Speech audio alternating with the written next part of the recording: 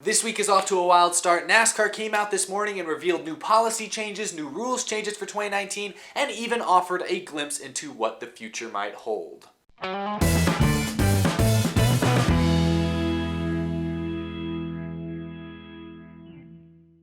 How's it going, everybody? My name is Eric and welcome to Out of the Groove. A lot to unpack today. Earlier today, NASCAR held a press conference over at the R&D Center in Charlotte. Steve Phelps, Steve O'Donnell, other major NASCAR players were there talking to the press about new policy changes, new rules changes, new just general behind the scenes maintenance stuff going into the 2019 season. But a couple of their announcements definitely created some major headlines. So we're going to talk about all the biggest notes from today's press conference. Usually I save the biggest announcements for last, but in this case we'll start off with maybe the biggest takeaway from this press conference. NASCAR Vice President of Competition Steve O'Donnell declared that the goal is to have the Gen 7 race car ready for the start of 2021. A new race car for a new era of racing, and NASCAR has now finally set a pretty definitive date as to when they want this car out and about. And I think this is great news for most fans of the sport. You know, the Gen 6 era has been here a while. It's been here since 2013, and since 2013, we have seen pretty minimal changes to the body of these race cars. Executives at NASCAR have hinted for several months that the Gen 7 car would be ready by 2021 or 2022, but it's nice to finally have a pretty hard confirmation as to when we can expect a new race car. So in other words, the Gen 6 has only 2 years left in the sport. Now, to be clear, nobody at NASCAR was ready to make a sort of definitive statement as to what the new package in 2021, what the car is going to look like. They didn't say anything about what their focus is going to be, so I'm sure that's still going to be a nice topic for debate over the next couple of years. One tidbit that was mentioned at this press conference, however, is that apparently this new 2019 rules package has been attractive to new manufacturers. So not super clear, but something worth mentioning nonetheless. We've heard recently about how, by lowering the horsepower of these engines, new engine builders are a little more attracted to the sport. They like that idea a little bit more. Does that mean the Gen 7's only going to have 550 horsepower engines? I doubt it. I think they're probably going to settle in the 700 range somewhere. But again, NASCAR made no definitive statements on this matter. So we don't know what the Gen 7 car is going to look like, but it's fair to say I think that they're going to factor in stuff from the old Gen 6 cars that we've seen so far, as well as stuff from this new package we're going to see this year, and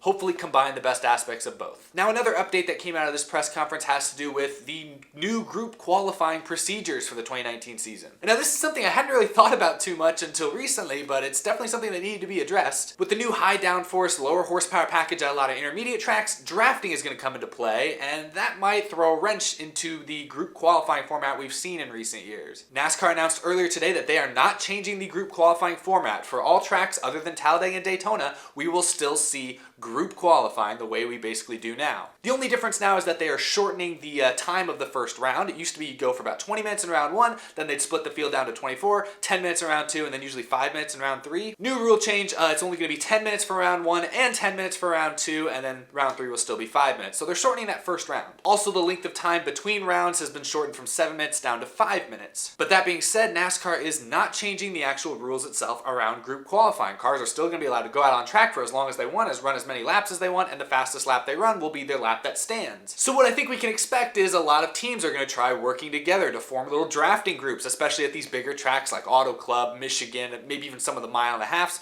We're probably going to see people trying to sort of draft together to get the best lap times. I don't really know how I feel about this. We've seen how drafting and qualifying, like at Daytona in the past, has caused issues before, but I'm up for trying something. Scott Miller said in this press conference that group qualifying is a ratings win for them. So from the sounds of it, NASCAR has seen how fans have reacted very positively to group qualifying over the last several years, and they were afraid to change that. And that I understand. Going back to single car runs isn't as flashy as the group qualifying we've become accustomed to. It's not as fast paced. It's not as fun, honestly. But I'll be interested to see how, with this new package, qualifying looks different this year, because I think it'll be interesting. And I don't know if it'll be better, but I also don't know if it'll be worse. That's just something worth mentioning. A couple more details before I get into the other big announcement from this press conference. It was announced that the Daytona 500 will be David Hoots' last race as race director. The man behind the iconic "Put It Out" slogan in NASCAR will no longer be the race director after the Daytona 500. That role will then go to Usain Hamilton, I think I'm saying that correctly, and Tim Berman for the rest of the season. The Truck Series also revealed a new series, a new format, a new thing. The Triple Truck Challenge. Try saying that 5 times fast. Triple Truck Challenge.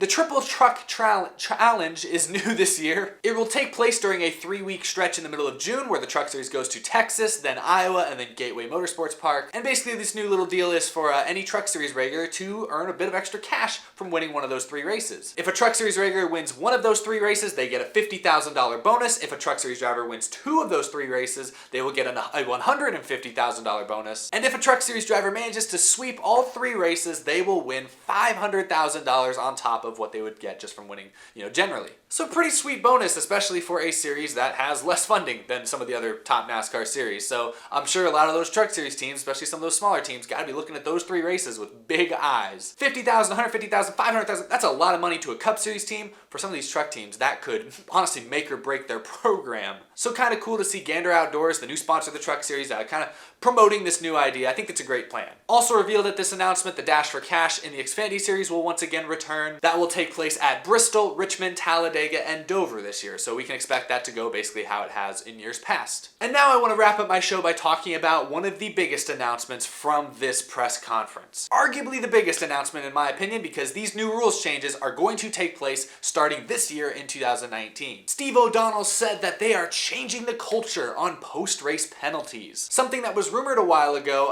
but has now been confirmed. Post-race inspection is now going to take place at the racetrack immediately following the Cup Series race. And now here's the quote from Steve O'Donnell that got a lot of NASCAR fans talking. He said, "When we leave the racetrack Sunday night, you'll know who the winner is. If you are illegal, you didn't win the race." In other words, NASCAR this season is going to be disqualifying drivers and teams who fail post-race inspection. No more encumbered wins. Now, if you win the race and are found to have committed a major violation, like an issue with the spoiler, like Harvick had last year, you will no longer be considered the winner of the race. No trophy, no points, no money, you will be disqualified. This is something that I feel like the majority of NASCAR fans have been asking for several years now, but it's really cool to see NASCAR take the initiative and make it happen. Effectively, kind of how this system is going to work. As usual, the first and second place finishers of a Cup Series race will be sent to do further inspection and tear down. But in years past, they would send them to the R&D center. It would take a couple days before we heard the actual definitive results of the inspection. Now instead, they're going to do all of this at the racetrack itself. They're expecting it to take maybe 90 minutes after the race concludes to fully have an idea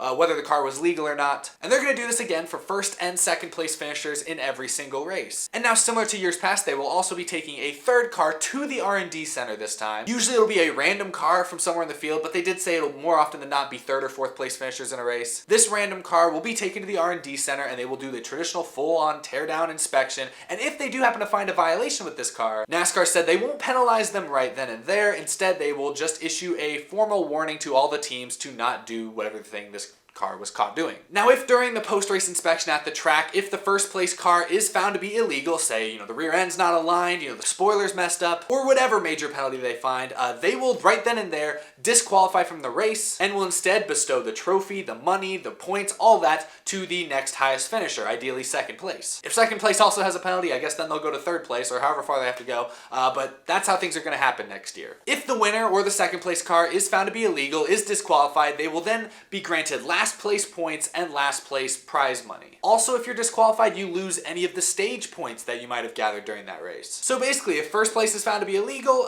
they basically get knocked to the back and everybody else bumps forward one. I think this is a great idea. I think a lot of fans would agree this is something that they've been wanting for a while now. Fans got tired of using the word encumbered to describe wins that were technically illegal. And this also goes along with something I saw in a statement the other day. I saw a tweet from Adam Stern the other day that talked about how NASCAR is trying to simplify its post-race inspection process and how this was all part of a new directive by Jim France to get the sport back to basics. I think that's something that a lot of fans can kind of get behind. Getting rid of some of the gimmicks, getting rid of some of the overcomplicated rules, and just getting back to what works. In general, I'm a fan of this rules change. I'm a fan of basically everything that was mentioned in this press conference today. I think that's a lot of stuff that NASCAR fans can be excited about. As always though, let me know what you guys think down in the comments. Are you excited about these new rule changes? Are you excited about the Gen 7 car coming to NASCAR in about 2 years? What are you most excited about from today's announcements? Let me know down below. As always, you can follow me on Instagram or Twitter. Those links are down in the description as well. You can get yourself an Out of the Groove t-shirt if you want to support the show and support me. You can also check that out down below. Of course, I also have my P.O. Box address down there. If you want to send me some cool NASCAR stuff, I will shout you out and show it off in an upcoming episode. And then, of course, a big thank you to my Patreon subscribers. Big thank you, of course, to Michael Harrison at GWizoftheStars, SelfishGifts.com, Mentally Defective, Cameron James, Tice Moore, John Koblenz, Tim Shin, Tingen, Jason R. Long, and iFantasyRace.com, and the rest of these amazing Patreon supporters. Thank you guys so much for the support. Really helps me out directly, helps the show out, and helps the show continue to grow. So thank you all for your continued support.